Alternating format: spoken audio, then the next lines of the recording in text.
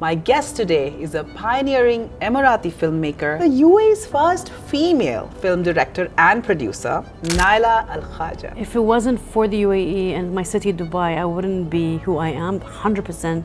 I have 18 shorts and 2 feature films, and Baab by far was the hardest to make and the most daunting. I wrote Baab when I lost my best friend. My best friend literally died in front of my face. When I come up with an idea for a film, I usually sketch it first. Where if I'm doing a daylight drama, I don't have that type of depth. It's a little flat for me. Did you see Odyssey? This is very controversial. If you say anything bad about Nolan, they will put you on a cross. There's a point where you're literally and physically come out of your body. And this only happens when you're very faithful to your art. This is the bomb of creativity we're sitting with. It's insane. Out of every 10 films, only 1 or 2 could be directed by women. It's not because we can't do it, we just don't have the same opportunities. It's a very male-dominated industry. But here in the UAE, I feel like if anyone would change the industry, it will be females. I see more fire in them. If your life was a film, what genre would it be, Oh boy. and what would you name it? Horror comedy. We love you, Nayla. I'll name it After Midnight. Some people follow a path to success. Others make you wonder how they created a path where none existed. My guest today is a pioneering Emirati filmmaker and the UAE's first female film director, known for her distinctive visual style and fearless storytelling. From award-winning feature films to global commercials, she has built a career at the intersection of cinema, creativity, and entrepreneurship. Welcoming today on Sana Speaks is Nayla Al Khaja. Oh, what a pleasure to be here with you. Welcome, and I'm so Thank happy you. to have you Thank here. you so Really much. much awaited. I've been wanting to meet you for a while, and to grab this moment out of time, it is something very special Oh, for thank me you. and our people who are listening. Amazing, thank you So so much. I'm gonna dive right into the questions, and I've put them down in a certain pattern here, so it will be something fun. I want to really first take a moment to celebrate that today with us we have the UAE's first female film director and producer. I'm very intrigued to know, how did your journey begin? Wow, it's such an amazing question because just 3 days ago my first film was re-released. I think, I don't know, after 3 decades. I'm a very proud 48-year-old who, my first film was basically about my Pakistani neighbor's cow, an actual physical cow. And I asked them politely if I can borrow the cow. And they're like, what for? I'm like, I'm going to make a film about a young girl who wants to make a music video. So we take the cow and I splash it with all the different colors. I think it was Jotun. I'm so sorry. And I was, I think I was just shy of being 15 or 14 at that time. And I got my sister, who's my best friend. She's 13 or 15 years younger. My God, my math. And I tie her in a chair and she seemed happy, like in the middle of the desert. We lived in Merdif, so it was a barren place, like a desert. My sister's like tied up in a chair. Around her is a painted cow, and a male dancer out of nowhere pops and starts dancing. Wow.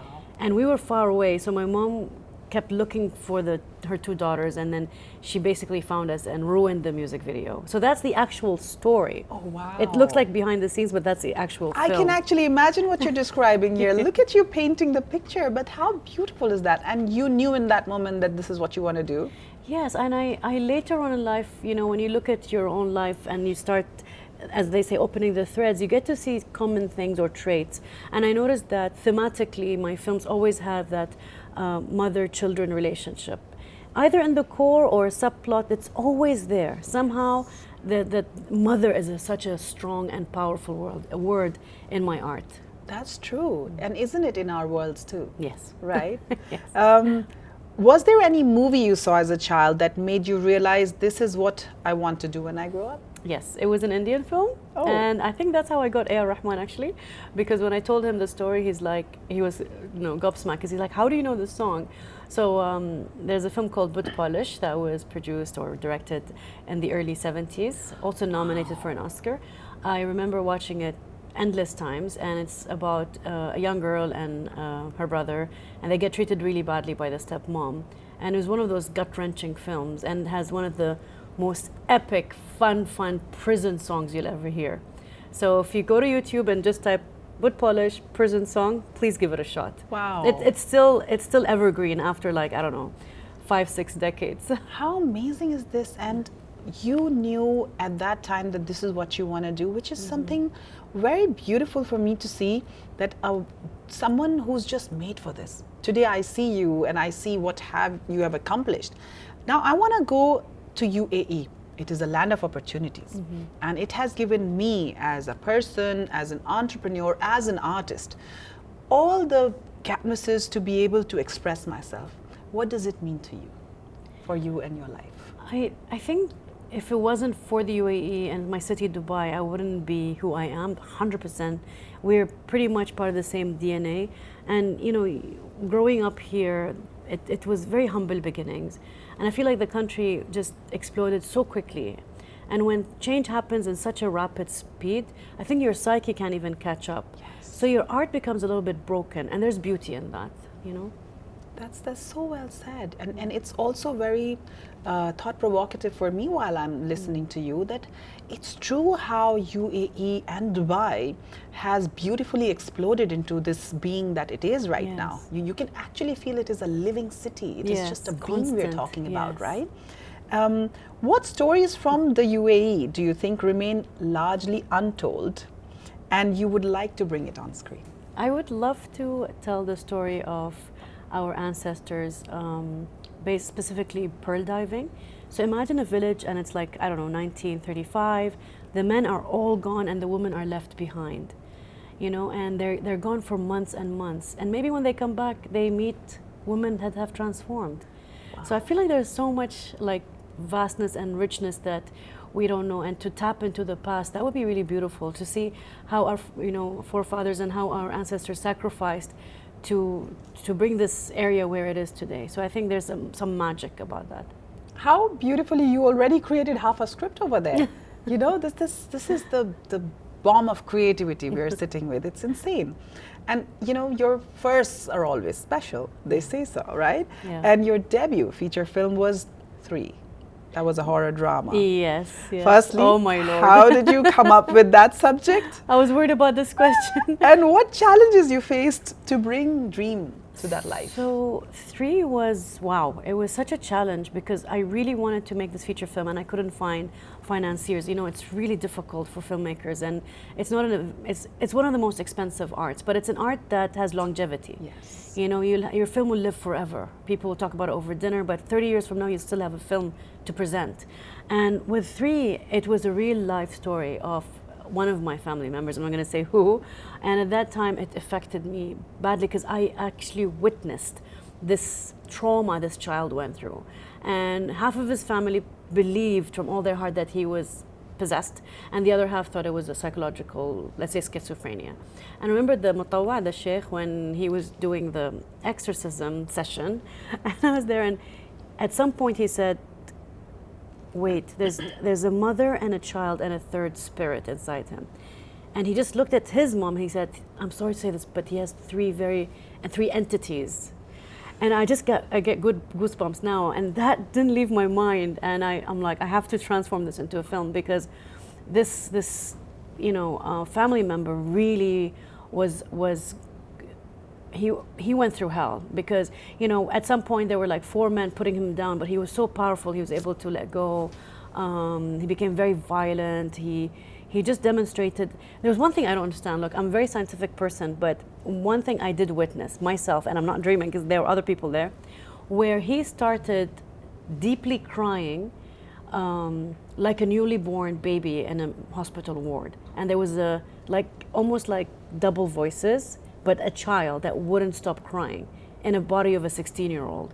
So that, I think that traumatized me. And I didn't put that scene exactly in Three, but Three is about the jinn. And we had a crazy experience while we were shooting as well. Yes, that's what I wanted to know, because while you were shooting, I remember a few years ago when we were having a conversation that you said while filming you had an experience. Yeah, because we rented a house. This was for the... Ooh, I'm getting goosebumps already. We rented a house, and the owners of the house, they're art collectors. And it was a really beautiful, beautiful villa, just like yours. You know, they were into arts and stuff. And the study that we were filming in, In the middle of the scene, while I was like even because everything's quiet, it's very like my scenes are very quiet, and you know the camera is pushing in very slowly, and then suddenly you hear a big thud. The painting on the wall fell, like it just fell, and the owner was there, and he's like, "It's been here for almost 15 years." What the heck, guys? We're like, we didn't even touch it, you know, just fell by itself. So all my actors also jumped, and we all started laughing it off. That's crazy. But you know, one of these like little fun anecdotes to tell. I mean, you know, it's interesting. As you said, there is science, but there is parascience. Yeah. And it is another area of discussion and dwelling. Correct. But what is beautiful, coming back and circling to your work, that because it is coming from a real life experience, it makes it all the more fun to watch and scary to watch. Yes. Some of the people I know who have seen it, they were saying that it did leave scars in them, and it didn't leave them for a while, which is the rightful impact of your beautiful work. It is definitely art. I always say like my work has presence, but it's not possessed, not yet. It's not that deep yet. Now, as a filmmaker, what does horror allow you to say that realism and drama sometimes cannot? Wow, you're like the most exquisite spider that caught me in your web, because that is probably the most profound. This is the most beautiful question, because to me horror is so misunderstood, like really misunderstood. There are 9 different categories of horror, and horror can give you so much depth and beauty, and you know, crawls under your skin. It doesn't have to be gory, it doesn't have to be the literal physical monster that jumps out of, you know, under the bed or out of the closet or whatever, you know, or some people have different names, mother-in-laws, but not mine, sorry. You know what I mean? Like, I'm trying to make it light, but seriously, for me, horror gives me a big bandwidth to paint with light. Because if you look at Rembrandt's painting, and you're an artist, you know, he really was a master of light, or the older traditional painters. And when you create a scene that has eeriness or atmosphere, it really draws upon and calls for you to paint with light. Yes. Where if I'm doing a daylight drama, I don't have that type of depth. It's a little flat for me, because it's more about what the actors and the plot, more than the internal situation of the character. I'm very much interested in the inside world of my characters, and how I can show that in movies that look like paintings. So my latest film, for example, Bob, a lot of people were like, oh my God, the cinematography is gorgeous. And that's when I'm like, okay, I feel good now. When is it that you know that this idea is worth spending years of your life on? If it doesn't leave me. Yeah, if an idea doesn't leave you and you keep revisiting and revisiting, and you're like, this needs to come out of my system, that means there's this passion inside that needs to explode, and it comes in different increments, and then maybe one day it hits a break and you're like, okay, I need to get this out and I need to get this done. Wow. So this is how I look at it. I feel you, because I feel like this about a lot of paintings. Like right now there is a lot of paintings lined up in my head. Yeah. And like they need to come out, and unless they're on the canvas, it's just like knocking on the head. Yes, that's a nice way of inside. Saying it. Yeah. Like, exactly. Okay. Last year you released Baab, which you were just talking about. And Baab, first of all, it is such an amazingly beautiful name. Also haunting, right? It is a haunting, psychological, dark fantasy. Yes. And you remember the first image or the thought that eventually became Baab? What was it?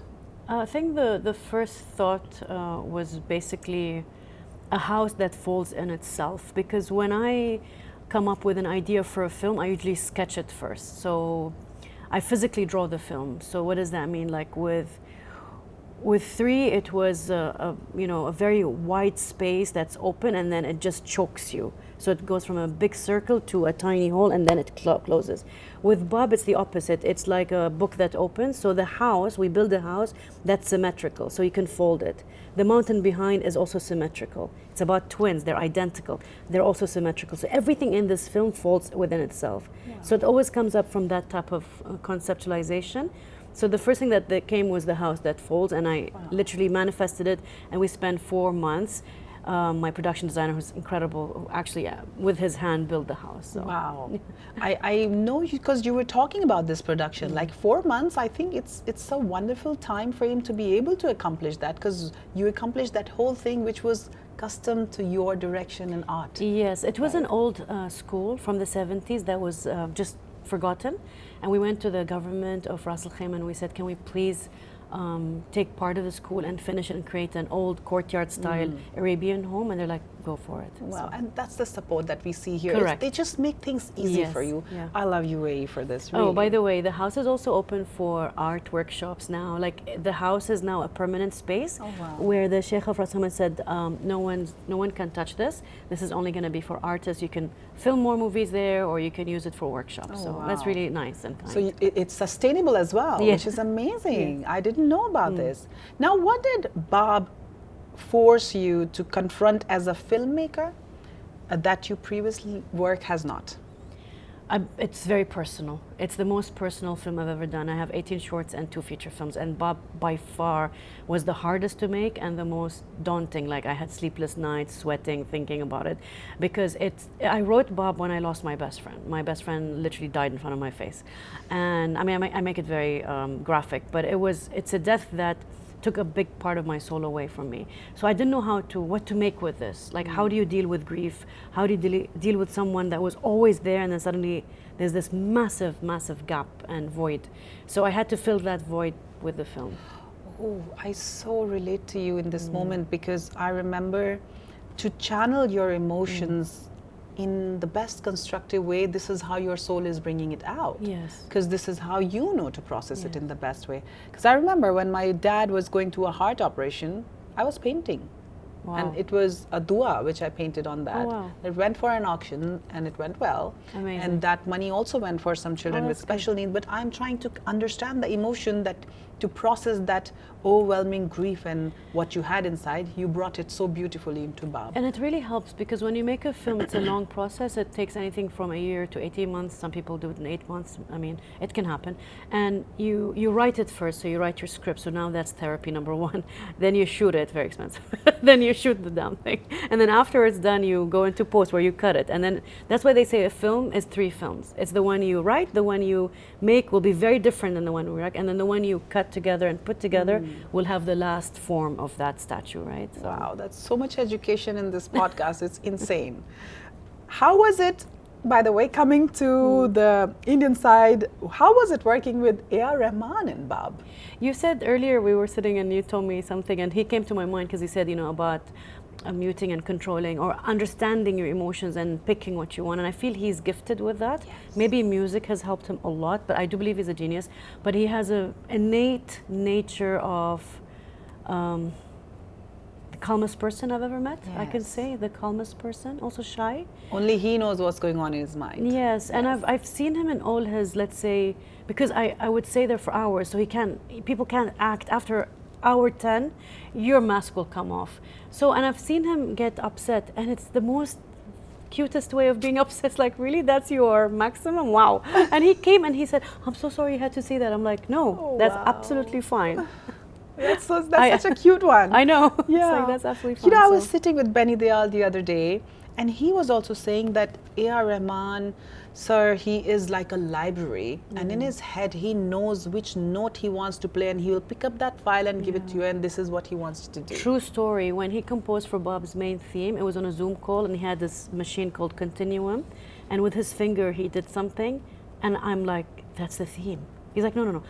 Like, that is the theme, and that became the theme. Wow. And then later on, when he was doing the darkest stuff, so he did like heavy metal, which is so not him, like Rammstein and like very heavy music, he really struggled. He got up, he just left the room, and I'm like, did I do anything wrong? And then he's like, no, the music's too dark for me. I shouldn't have done horror movies, because that's his first horror and first Arabic film. It's like double slap, But then I think he's proud of it now, because we were together in Rotterdam with his son, and we watched the film with a really foreign audience, and you could see his eyes lit up when he saw Wow. it, and everybody just really were able to understand different layers from the movie. I think so. knowing him, I think this is also a good way for us to push our boundaries. And there is always, for us, we end up in our comfort zones, Yeah. even though if we are creative, and if you helped him push that boundary, this is phenomenal. Yeah, he actually said it's a challenge for him, so that was amazing. Oh, wow. Yeah. So that's right.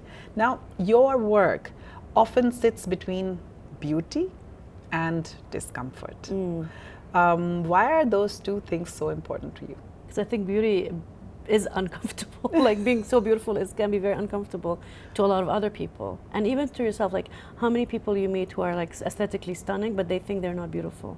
Oh yeah. And that's really sad. So I feel like also with my work, like it is quite jarring sometimes, but it can be also very beautiful. So I like the contrast. I think the contrast of being able to really look at yourself in the mirror for 10 minutes, which is a very, very uncomfortable thing to do. But it pushes you to kind of be very naked with your art. And I think that's what film does. And once you're done, you want to continue. And then, like, I watch my film like, oh my God, that's so like cringy, or I want to change it. But then you just let it go, you know, because that is out now. So you learn to let the audience botch it or say good things. It doesn't matter. Well, you're putting your art out there. Yes, it's going to happen. I'm sure it's terrifying, but at the Yeah. same time, it's very like rewarding Yes, as well, right? I believe It's so. beautiful. And now that we are talking about horror and psychological thriller, this genre, we will have to talk about Obsession. Did you watch it by any No, chance? can you believe it? I've been trying to watch it. Oh, so Yes. I wanted to know that, you know, I would have asked you this question, how did you feel after watching it? Because, Yes. you know, when you created yours, I came out shaken, right, after I watched it. Now, I want to understand how would you feel when you watch Obsession, you know? So I want to know once you Yeah. watch it, that how do you feel? Because that was also one of those psychological, very interesting twist to the horror drama, Yeah. right? So I think it was very interesting. An old film that I watched did really impact me. It's Polanski's Rosemary's Baby, because he had the trauma where he saw that his I believe his wife, you know, the very famous case, she was murdered when she was pregnant, and his mom was shot while she was pregnant. So pregnancy was such a big theme for him, and he made Rosemary's Baby obviously from these kind of experiences, and it's one of the most haunting films, like, because there's something very fragile about a pregnant woman, and if she's in a very dangerous situation, Yes. it just makes it even more Scary as well. Yeah.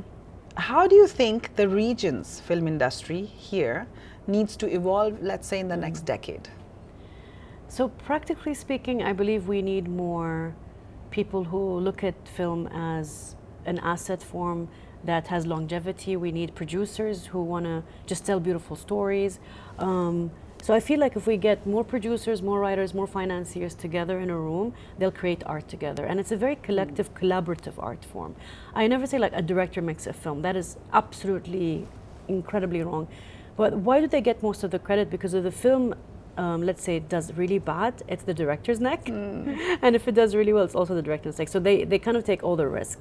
But it's impossible without all the head of departments. True that. Without the financiers, without the producers, without the love of the costume, makeup, set design. Like, there's so many departments. There is so much art that goes. It's Yes. a culmination of all Correct. arts. Like yeah. Three, the one you've seen, in one of the days we had 170 people on set. Wow. It's like an army. It's And it's crazy. pin drop silence. Yes. That's insane. That is But crazy. yeah, you see, you're right. It is all the departments that contribute their, you know, sweat and blood into Yes. it, and we see all of that coming into that art form, which goes into the awards. Yes.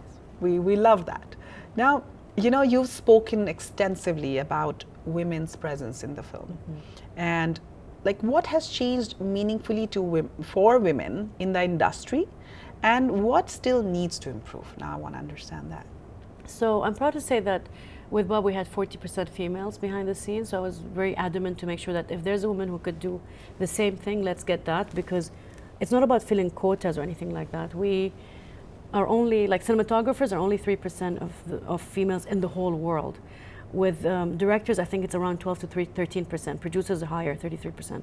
But we are still like, so let's say, make it simple. Out of every 10 films, only 1 or 2 could be directed by women. It's not because we can't do it, we just don't have the same opportunities. It's a very male-dominated industry, and I think it's because women came in so late. Yes. In the editing room, maybe 60s, 70s makeup, and then more in the room where there's like agency and they have control, I think in the 80s. So we came in really late in the game. That's why there's that huge imbalance. Yeah. But here in the UAE, I feel like if anyone would change the industry, it will be females. I see more fire in them. I see more determination, resilience, and I feel like they will know who to find to make their films come to life. So that's really cool. Have you ever felt that being a pioneering woman became part of your public identity in a way that overshadowed your identity as a filmmaker? Yes, and I really don't like that. It just drives me off the wall. I mean, I'm very grateful to Sheikh Nahyan for announcing me as the first female director. I think that's incredible. God bless him. But over the years, that's been a label. Yeah. That's just like, okay, I'm just going to put a stamp on you and that's who you are. But I'm like, you don't even bother seeing the films. You don't see, you know, you've never seen any of my work, and you know, I'd rather you watch my work and say something nasty than just call me that, because then you get to know the person three-dimensional. Also as a person. Yes. Because you're an individual, Yeah. you're not just a woman. And whenever I want to be seen and heard Yes. or speak about human you, being. for example, Yes. it's not just you're a person, Yeah. not just a woman. It's great. That accolade is amazing. Yeah. I think I resonate and I understand where you're, you know, this question had also come out in my head, because you are one of the pioneering people here, which as individuals, I love it, you know, but when someone only thinks of you as the female director, I think that comes and puts you in one category. It puts you in a And you're box. way more than that. Yeah. Yes. Okay, great. I'm happy about this, that we're on the same page. And that's why this conversation was so important for me to have, because these questions, you know, I've had them and I've had them for a while. And I was waiting to have this meeting and set up a conversation with you.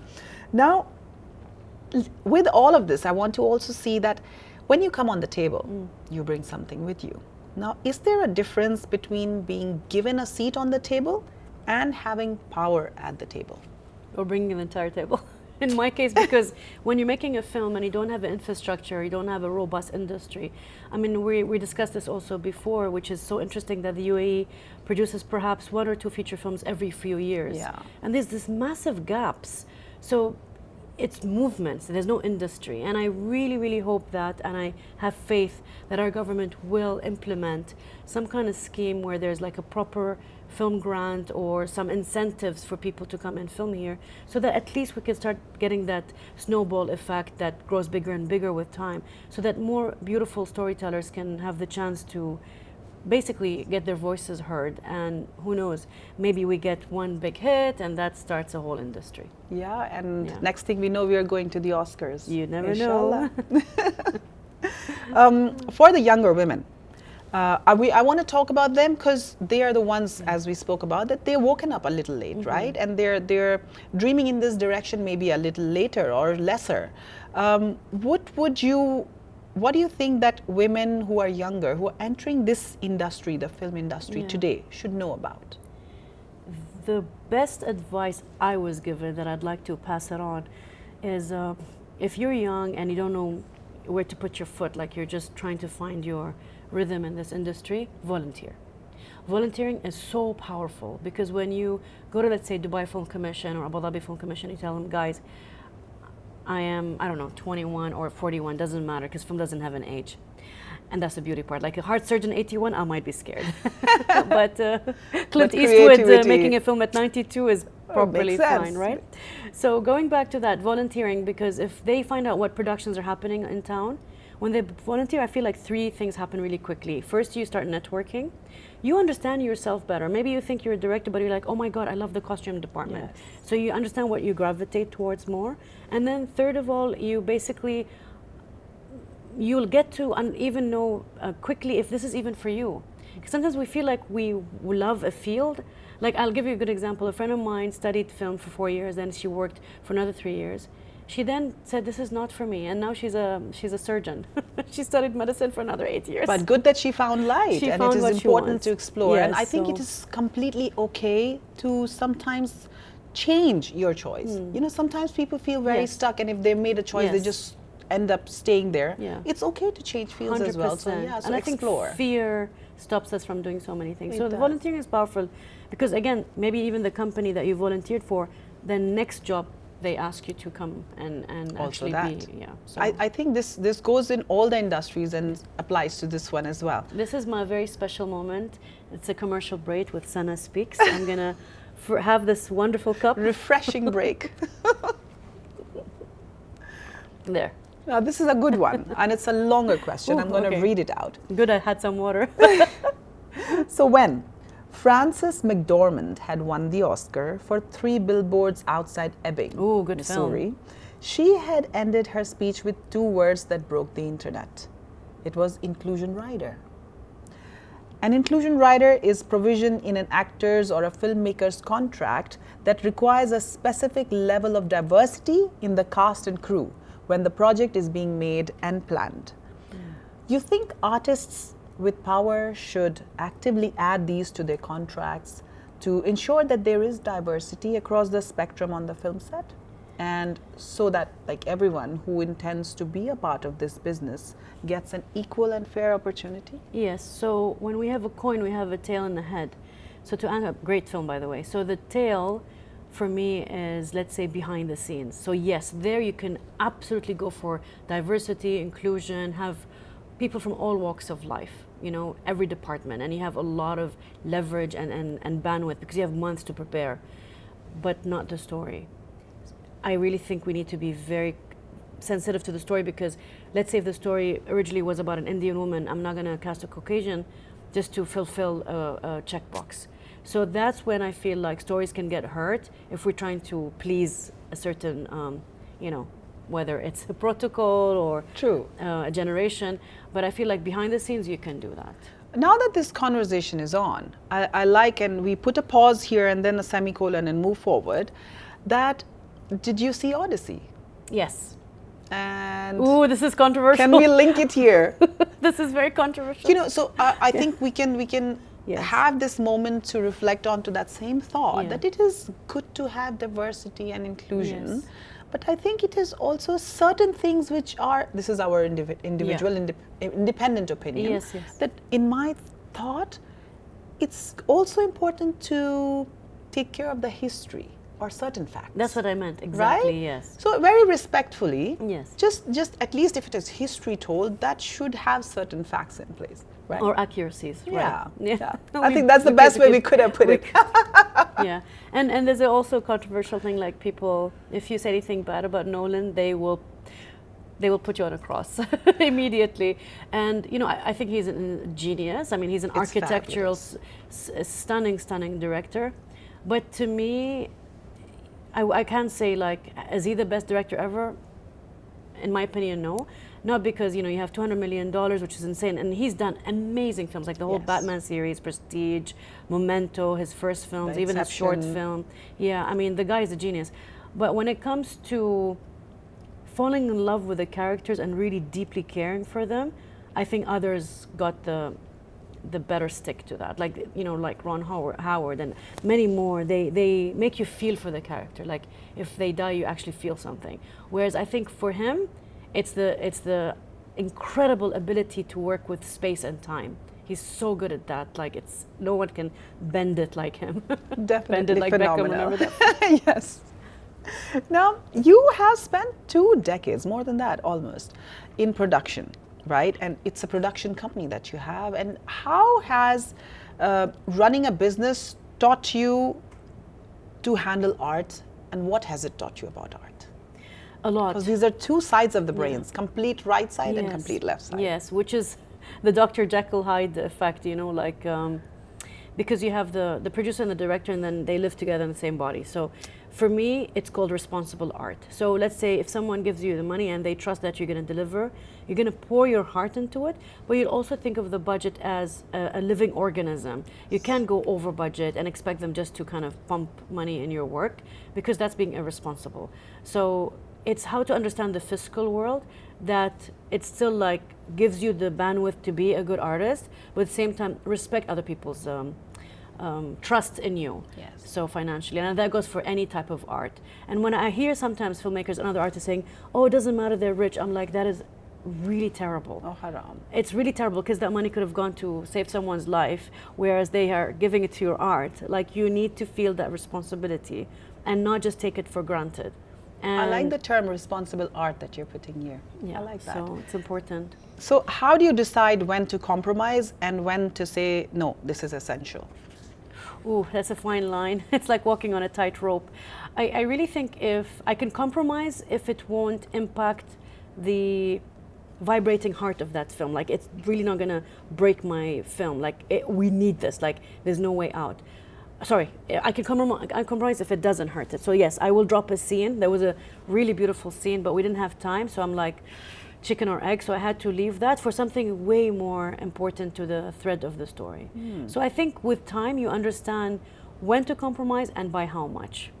You know, before this discussion, you were talking to me about how you have learned and unlearned in your previous two films, which is something very beautiful. And now that you're putting that you learn with time, you know, this is something very, very nice to throw light on. You know, what did you learn and unlearn?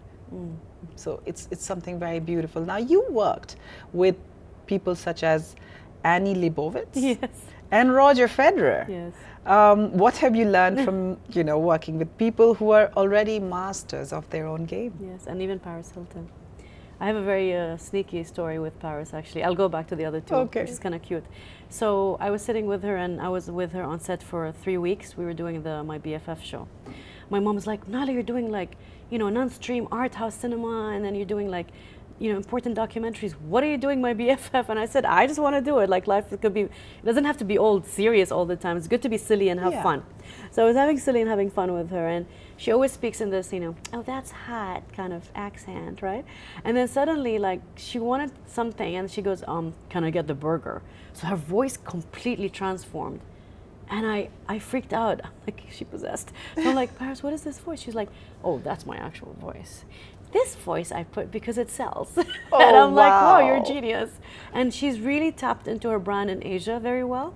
So people really underestimate the business side of her because she put that like kind of cute little Barbie kind of persona, but it works. So she really embraced pink like nobody else. It's so amazing that you're telling a real life story which you've experienced, because we've only seen this in one of the videos where she was, you know, playing with a lawyer in a conversation, and there she was just playing the pink voice, and then suddenly when she had to put a statement out, she played the baritone one. Correct. Yes, that's very interesting. Yeah, so that's very interesting. And when I worked with the other two, like Annie Leibovitz and Roger Federer, it was the most, till today, probably the most daunting project ever had, because they had very specific demands, like 30 horses, a specific gray tone of you know, Aston Martin car in the desert. Like, it was really exhausting, but I'm glad I survived it. Let's put it that way. You know, you've also been face for some major brands. How was it being on the other side of the camera? It's okay. I can't say I don't enjoy it. I think I'm more confident with it now. And if I don't get the opportunities as I used to, because, you know, I'm aging and I understand, I'm really loving the phase of making the art more than being in front of it, because there's this euphoria, this feeling, and you're a painter, so you understand. There's a point, I don't know where, but there's a point where you're literally and physically come out of your body, like, you know, you're soaring and you're in this nirvana stage, and this only happens when you're very faithful to your art, and you're just like, if someone kills you at that moment, that's it. You're happy, you're in heaven. Wow. So that in heaven feeling happens to me when I'm behind the scenes, not in front of the camera. Oh, I'm just imbibing this, what you've just said. This is so beautifully put and so profound. Thank you. Oh, wow. It took time to reach, and I feel like I'm just starting, which is nice. So I get to know like all this life's experience, and now I feel like my next work will probably be the most heartfelt. Inshallah. Inshallah. If you weren't a filmmaker, what would you be? Oof. It's like if I say, if you weren't Senna, what would you be? You would be Senna. I would still be a filmmaker. Sorry, I can't think of anything else. Yeah, I think I see you that you're made for this. Yeah. Whatever I might have a second you. sub-career, but I was stopped. I used to ice skate, and I reached I wouldn't say professional, but I ice skated from the age of 5 until 11, so I was really good at some point. I love the flow of ice skating, but that was never going to be a serious career, but it's a hobby. Did anyone know that?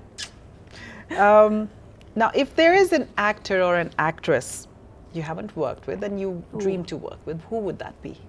I always to say, like, I would love to work with Daniel Day-Lewis and Amir Khan and Nasruddin Shah, and who else? And these are the actors that you've counted. Now, how about a female actress? So she was in Fight Club, and her first name is Helena, but there's Helena no... Bonham Carter. Thank you so much. She is fabulous. I would love to just sit around her. That woman is so amazing. Let's cast her. There you go. I like that. Yeah. Now, you know, you've achieved so much, and I feel so proud of you, and so do people around here of this country and everyone who's watched your work. What is it that feels to you unfinished? The story that I really want to tell is the scariest one because it's about my mother. And I don't know if I'll be ready to say that or when. I have it, it's written. We know it's written and It's where written. it is.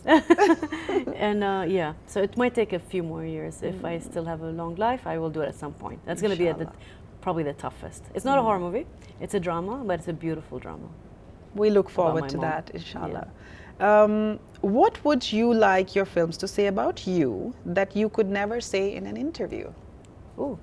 Can I say it in Hindi? Uh-huh. It's like pagal. And little hint of pagal, little bit like childlike, broken but glued by a very strong adhesive. Oh, wow. Yeah, I think so. That beautiful Japanese art where they put together broken pieces. I saw that. In It's gold. stunning. Yes, thank you. That's really beautiful. And yeah, just to like not take myself too seriously, but take my art seriously. Does that make sense? You're amazing, Nayla. You Oh, bring thank you this so much. effervescent energy to the Oh, thank you. conversation while your work is completely different as a story, which is such a beautiful contrast. You're such a yin to the yang. Oh. And let's say in 30 years from now, if someone's watching your entire body of work, you know, what do you hope they understand about the woman who made it? I hope they can see the reflection of all the women I cast in my films and the depth of the Arabian woman that I'd like to show in my films. That she's not this one painted kind of vision that, you know, let's say, be honest, the West has created. Yes. But to show the one that is sane, insane, fun, dynamic, rude, blunt, aggressive, kind, soft.